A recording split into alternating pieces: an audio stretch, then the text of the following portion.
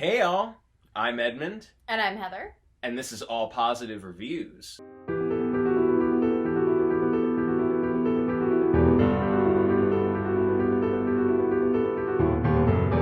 So, last time we did Attack of the Clones. Yes. Now we're at the last of the prequel trilogy, Revenge of the Sith. Yes. The dark side of the Force is a pathway to many abilities some consider to be unnatural. Is it possible to learn this power? Not from a Jedi. And we're here to talk about it and all the tragedy on All Positive Reviews. It's true. This is where the fun begins. So, what's the first thing you really like about this dark, very dark final entry in this prequel trilogy? I mean, normally in movies, I like to see bad people turn good, like Spike in Buffy. However, in this one, you get to watch someone good turn evil, which is fun too. Yes, it is. And actually, that's what the whole trilogy has been all about. Right. And at least to me, Revenge of the Sith does a good job of selling that. Because you are genuinely, involved when Anakin is torn. Oh God, I'm feeling this, dark pull, but I'm also really scared for my wife that the Jedi doesn't allow, and the Jedi might be evil, and I'm unsure. Right. And, he's not the smartest person, but you definitely feel that intention and that pull. Well, yeah. And when it happens, I mean, it sucks, but you feel the weight of that. Oh, yeah, it sucks when it finally happens and he turns. Oh, it's terrible. But I can kind of see why he does. Because, they're not really including him. And it's almost like, and it's not funny, but thinking about it in today's terms with everyone being very concerned about the way people feel about things, which is good, not picking on it. It's just funny because if you watch the entire time, the Jedi, they're not, gaslighting him, but they're just don't worry about it. Yeah. Get rid of those nasty feelings. If your wife's gonna die, she's gonna die. I mean, they don't know who's his wife, but you know what I mean?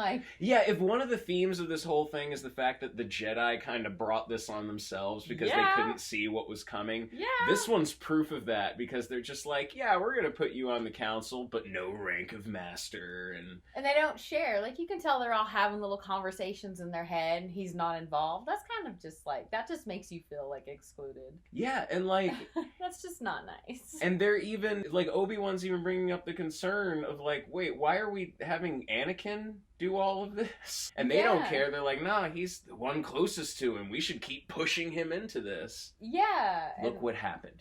Exactly. And giving him those mixed signals. It's like when you tell your kids it's really, really bad to lie. But tell you what, we're gonna lie this one time. It's mixed signals, and he's already unsure of things, and you know what I mean? They shouldn't have him doing certain things that are already confusing enough to him. I feel bad for him. I feel bad for Anakin in this one. I especially feel bad for him through Obi-Wan, because they were kind of thrust together at the end of Phantom Menace because of Qui-Gon. But in this one, you feel they've gone, they've developed a real friendship. Obi-Wan calls him a brother later on. Yeah. And especially from Ewan McGregor's performance, you get that. I sense Count Dooku. I sense a trap. Next move? Spring the trap. This is him in Revenge of the Sith is arguably him at his best. Yeah. As the character, because he gets to play multiple sides of it. He gets to play, the fun, reckless side from before, especially in that fun fight with Grievous. Hello there. But by the end, he turns into that somber master that we came to know later in the original trilogy. Yeah. And it's all because of that loss. Yeah. That unfortunate but inevitable backslide into the dark side. Yeah. I think, like you were saying before, is he's very more logical and think. Mm-hmm. And Qui-Gon was more feelings. Yes. And so is Anakin. He's all feelings. So I just don't think even though Obi-Wan definitely looks at him like a brother and stuff, and that way, I definitely don't think Anakin does. I think he cares about his, not job, but his mission and what he thinks he's supposed to do. Yeah. And he cares about him in that way. That's why I think it's so easy for him to be Well, I think part of that is they thrust that chosen one identity on him. Yeah. And then the Emperor knew how to play that. Yeah. And he started to believe it. He knows how to play. the part. Yes. Yeah, we have to talk about the Emperor and his a million evil head turns. Yeah. I already mentioned in earlier ones that Ian McDiarmid is having the so much time of fun. his life. Yeah. And Revenge of the Sith is his magnum opus because he gets to go full Emperor. Good. He gets the best, cheesiest lines ever. I am the Senate, you know? Yeah. Oh, so great. And watching him twist Anakin is a Yeah. lot of fun because it's like, if it was us, we'd be like, dude, don't even try it. I know you're evil. Right. But knowing how, like, inevitable it is, it's like he knows. Yeah. And he owns it with just supreme confidence. Yes. And the supreme confidence of a supreme chancellor. Yeah. And he gets a lot of standout moments in this. He gets to fight. Oh, yeah, and he's great. Yes, and it's funny, too, because even though, Ian McDiarmid is old, so they would have to do all kinds of tricks to show that he could fight. Right. I love how George Lucas just goes off the rails with it. So, like, the Emperor doesn't just fight. He's diving around like Yoda and hurling the actual Senate Right. at people. Yes. It's glorious. Oh, yeah. It's so much fun. Grievous is a bitch, and I love him for it. Yeah. Great design. Oh, yeah. And a coward, and I love him for it. That's really all I can say about him. He's fun. A little more fun in the animated stuff, but I still like him in here. Yeah. God, there's a lot of action in this. Yeah, this one is mostly action. It almost jumps from one action scene to another action scene, which is so opposite the other two. The other two are very politics heavy. Yeah, they're very backloaded. Yes. With the action. Yeah, which, if you're doing something to build to something and it has to be big, then that makes sense. I can understand how it works that way. And I think Lucas did a better job this time of balancing that out, because like you said, there's always some kind of action beat going on. Right. But not really in an intrusive way. Like, it actually balances out the more political themes. Right. Which I think those pay off. Yeah. In here, because the themes of, a republic body that was run by the people that gets corrupted because of feelings of insecurity. Yep. The whole surveillance and drone state that these clones kind of give him. Yeah. And having all of this happen because the people surrender their power. Yep. It worked for Bush era politics when he made it, and it works really well now. Yeah. So this is how liberty dies. With thunderous applause. And in terms of matching up with the rest of the trilogy, Yeah. like, we would not be able to appreciate the triumphs of Luke and the trials of Rey Right. if we didn't have the failure of the Jedi here. Exactly. And they do it in supreme Yes. fashion. Order 66. Yeah. I think is still one of the iconic diabolical villain plots of my childhood. Probably, yeah. The time has come. Execute Order 66. I still quote it. Yeah. For no reason. Oh, yeah, no. It's just something that, you remember, you say, because it's such an awful moment. It's so awful. It's such a terrible moment. It's like The Godfather, the baptism murders, but with blasters and on different planets. Yeah. But they didn't get one of them. They didn't get Yoda. Yeah. Who, once again, gets to kick ass. And Obi-Wan. Mm-hmm. Yeah. Oh, but who's Yoda alongside in this one, though? For a little bit. It's with Chewie. Oh, yes. Yes.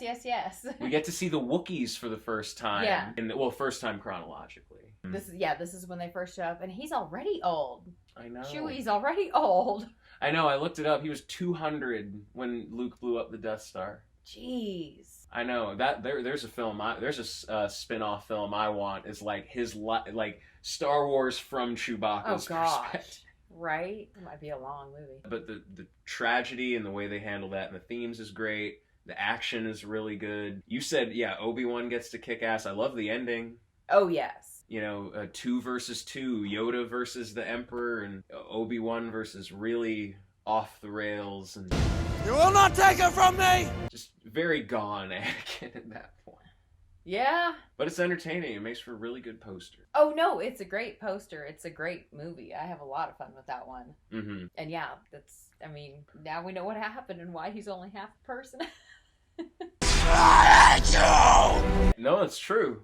It's true. And Lucas finally got to use the lava planet that he always wanted to use for dark side type antics. Yeah. What else did you like in there? Like especially this is like a transition into kind of the next one. Oh, I mean, as a whole, I like how the prequels set everything up. Mm-hmm. It's gonna be fun to watch it because, you know, of course, I saw, 4, 5, and 6 first, and then 1, 2, and 3, and then just been skipping around. So it's gonna be really neat to go from the prequels into Rogue One or Solo. Yes. And then Rogue One, and see how it goes that way. But I mean, I enjoy everything about it. Mm-hmm. It's Star Wars.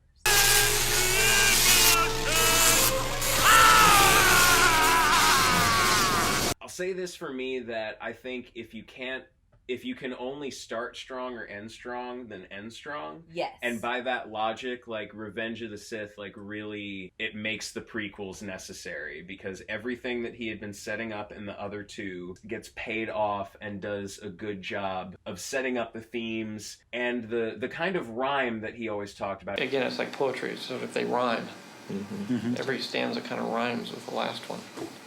Hopefully it'll work. And it does a good job of setting that up. Oh, no, it does. It does a really good job.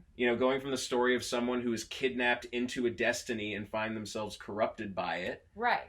Into the story of someone who goes on an adventure of their own free will and, possibly becomes the better for it. Yeah. Oh, he definitely becomes better for it. But we can in the long run? No, I'm kidding. No, I love all those movies. I love all those movies. But yeah, Revenge of the Sith was fun to go back to. Yeah. And a lot of it does still hold up. Yeah. It holds up great. Mm-hmm. Like, it was like closer to the beginning of how they use computer special effects now. Yeah. It was closer to the beginning, but I mean, everything still looks really good. Mm-hmm. No, and they did a good job of selling why it gets shittier in Star Wars later on, like in the original, why everything doesn't look as good, because they blew half of it up in this movie. Well, yeah, no, that's another great thing. You're right that they set up. Whereas the fact that everything's really crappy then because they just ruined everything and they just tore down like the entire way society was in these first ones. Right. Exactly. Next time on All Positive Reviews, we're gonna have a nice little Western kind of adventure with Solo. Yes. With Solo and Chewie and a lot of other fun people. Yes. But if you can't wait for that, if you're dying for more All Positive Reviews, we have a bunch of ours down below, such as our other bucket list ones, the Star Wars prequels, if you didn't see those before you watch this, as well as all kinds of TV shows and movies. We can also add, if you give us suggestions. All kinds of suggestions. Books, movies, TV shows, music, video games, lots of stuff. Just, give us a hoot and holler. But, until next time, please make sure to hit that subscribe button. Make sure to leave a comment down below. Check out our other videos. Stay positive, and have a great day.